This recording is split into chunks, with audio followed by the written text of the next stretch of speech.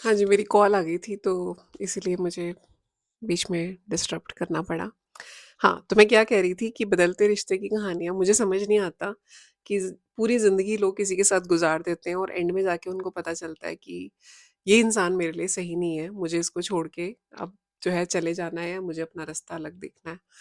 एक ऐसी कहानी मैं आपको सुनाने जा रही हूँ जो कि हमारे एक मतलब मैं क्या बोलूँ एक्सटेंडेड परिवार में ही मतलब आते हैं वो जिनकी मैं कहानी आपको बताने जा रही हूँ। तो उनकी शादी अराउंड तब हुई थी जब मैं मेरे ख़्याल से 8th या 9th क्लास में थी। तो आप ये लगा लो अभी फ़िलहाल मुझे लगता है कि उनकी शायद ऐज जो है अराउंड 58 नहीं 58 तो नहीं 60 के करीब है उनकी ऐज। 60 हाँ, 60 के अराउंड उनकी ऐज है, जो अंकल हैं उनकी बात कर रही हूँ मैं। तो उनकी तब शादी हुई थी, शादी भी मैंने अटेंड करी, है ना? बहुत ज़्यादा जो है मतलब एजुकेटेड हैं, हाइली एजुकेटेड हैं। अपने टाइम के उन्होंने बहुत बड़ी-बड़ी कंपनीज़ में उन्होंने काम किया हुआ है। काफ़ी साल अब्रॉड भी रहे और बहुत हाई प्रोफ़ाइल मतलब बहुत ही हाई प्रोफ़ाइल। पैसे की कोई कमी नहीं है ना? किसी भी चीज़ की कोई कमी नहीं। ज़िंदगी बहुत अच्छी रही, लेकिन सिर्फ़ एक कमी उनकी लाइफ़ में थी कि उनका अपना कोई बेबी नहीं था। तो उसकी उस कमी को भी पूरा करने के लिए उन्होंने एक बच्चे को गोद लिया। उस बेटी को बेसिकली गोद लिया। बहुत अच्छी उस लड़की को परवरिश दी, आगे जो है लाइफ़ बढ़ी। बढ़ने के बाद अभी रिसेंटली मुझे पता चला अपने घरवालों के थ्रू कि उनकी जो मिसेज़ हैं, जिन्होंने बाय द वे एमफ़िल किया हुआ है, वो पहले जो थीं दिल्ली के एक स्कूल में पढ़ाती थीं। उसके बाद वो लोग उदयपुर चले गए, उदयपुर के बाद फिर वापस जो है गुड़गाँव में आके रहना शुरू किया। फिर वो मैथ्स की लेक्चरर भी रहीं काफ़ी टाइम तक। मतलब बहुत ही हाइली एजुकेटेड और हमारे टाइम के जब मैं अपनी बात कर रही हूँ कि जब मैं छोटी थी, तो उस टाइम पे we actually looked up to her, है ना? हालाँकि था एक्सटेंडेड परिवार मेरी मदर की तरफ से, उनकी फैमिली की तरफ से ही ये रिलेशन है। लेकिन उनकी तरफ जब हम देखते थे तो हमें लगता था ऐसा बनना है हमें, है ना? कि इतनी अच्छी हैं, पढ़ी-लिखी हैं, सोफिस्टिकेटेड हैं, सुंदर हैं, है ना? भाभी बहुत सुंदर है, ऐसा लगता था। तो हम भाभी ही बोलती थी मैं, मतलब भाभी कह लो या फिर जो भी मतलब मुझसे बहुत बड़ी हैं। तो अभी रिसेंटली पता चला कि बेटी जो है एक तरह से कहते हैं ना कि जब बच्चे बड़े हो जाते हैं, उनके अपने पंख लग जाते हैं और एक कहावत और कही जाती है जो कि शायद सब केसेस में सही नहीं होगी पर काफ़ी केसेस में सही होती है। कहते हैं खून अपना जो है वो रंग दिखाता है ना? हालाँकि इस केस में उनके नोन में से ही उन्होंने वो अपनी बेटी को जो है गोद लिया था और काफ़ी टाइम तक उसको बताया भी नहीं, फिर एंड उसको बताया जब भी बताया लेकिन उनके उससे उनके रिश्तों में, प्यार में कोई कमी नहीं आई क्योंकि वो छोटी-सी बच्ची को ही ले आए थे, सीधा हॉस्पिटल से ही। 2 या 3 दिन की वो बच्ची थी उस टाइम पे। तो ज़िंदगी मैं यही बता रही थी आपको ज़िंदगी चली, वो बच्ची को अच्छी एजुकेशन दी, उसके बाद उसकी जॉब वग़ैरह लग गई।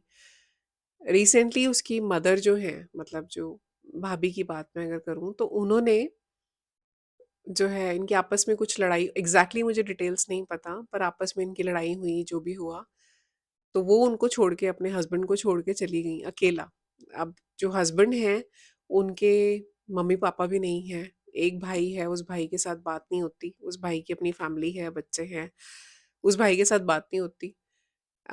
और ले-दे के जो हैं अकेले मतलब वो अंकल ही हैं और उनको छोड़ के उनकी वाइफ़ चली गईं कि मुझे तुम्हारे साथ नहीं रहना है। और उससे पहले उनकी जब लड़ाइयाँ होती थी तो उनको शायद ये शक होता था कि किसी और के साथ बात करती हैं आप। अगेन उनकी एज जो उनकी वाइफ़ की एज है वो अराउंड 57 है। अब आप ये सोचो 57 साल की उम्र में 45 साल की मैं भी हो गई हूँ और मुझे ऑलरेडी ये लगने लग गया अपने जीवन के अंदर कि आधी ज़िंदगी जो है वो हमने काट ली है और बाकी की जो आधी या उससे कम जितनी भी ज़िंदगी बची होगी उसमें वो काम करने हैं जिसमें कि खुद को भी अच्छा लगे, सामने वालों को भी अच्छा लगे, रिश्ते ठीक-ठाक बने रहें, किसी को कोई परेशानी ना हो हमारी तरफ से कम, है ना? और ये उल्टे-सीधे रास्तों पे जाने का तो कोई तुक ही नहीं बनता। कहीं पे अगर देखना है तो ऊपर भगवान की तरफ देखो, उनसे डरो या जो आप अपनी लाइफ़ में आपको स्पिरिचुअलिटी की तरफ जाना है, जो भी करना है ना? अपनी लाइफ़ में कुछ अच्छा करो, है ना? जिससे आपकी सोल जो है वो एक तरह से शांत हो, ऐसी जर्नी के लिए तैयार हो जो आपकी आगे आने वाली है। कभी भी आए, 5 साल, 10 साल, 15, 20, 50, लेकिन उसके लिए अपने आप को एक तरह से अपनी सोल को रेडी करना है, अगली ट्रांज़िशन के लिए। क्योंकि फ़ेज़ है लाइफ़ का, ये मेरा सोचने का तरीका है, ये मैं अपनी बात बता रही हूँ। तो लेकिन वो 57 साल की उम्र में जो है उनको छोड़ के गई हैं, और उससे पहले उनकी आपस में जब लड़ाइयाँ होती थी, तो जब अंकल को शायद शक होता होगा या भगवान जाने, वो खुद कहती होंगी, आई डोंट नो।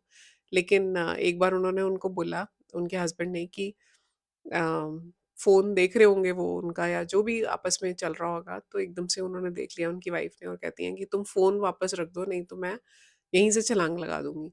तो आप ये सोचो, ये जो छोटे बच्चे करते हैं, है ना? मुझे लगता है कि जिनमें इतनी मैच्योरिटी नहीं होती, या जिनको ज़िंदगी का तजुर्बा नहीं होता, शायद वो इस तरह की हरकतें करते होंगे कि ऐसा मत करो, ऐसा कर दोगे तो मैं ऐसा कर दूँगी या कर दूँगा। तो ये 50-60 साल की उम्र में आप ये उम्मीदें नहीं करते हो लोगों से। तो ये भी एक बदलते रिश्ते की कहानी है, जो कि मेरी बहुत क्लोज़ली देखी हुई है, उन लोगों को मैं क्लोज़ली जानती हूँ, और मुझे इस चीज़ से बहुत ज़्यादा अचंभा हो रहा है। मैंने अपने हस्बैंड से भी बैठ के इस बारे में बात की कि कैसे, कैसे लोग ऐसे होते हैं, जब आपको अपने आस-पास दिख रहा है, 1 सेकंड लगता है ज़िंदगी को बदलने में, हैं? वृंदावन का हादसा हुआ, वो भगवान के भजन करते हुए उसमें बैठे हुए थे अपनी नाव के अंदर, और अगले ही क्षण उनके साथ क्या हुआ, और बहुत सारी ज़िंदगियाँ नहीं रहीं, बहुत सारे लोग हमारे बीच में नहीं हैं अब। आप ये सोचो, ज़िंदगी को बदलते हुए देर नहीं लगती है, और ये उम्र जो है, उम्र के सिर्फ़ पड़ाव होते हैं। हम कहते हैं हम इतने साल के हो गए, हमने केक काट लिया, हमने इतनी ज़िंदगी देख ली, अच्छी बात है। भगवान का शुक्रिया करो, या जिसमें भी आप विश्वास करते हो उनका शुक्रिया करो कि उतनी ज़िंदगी हमने देखी है ना?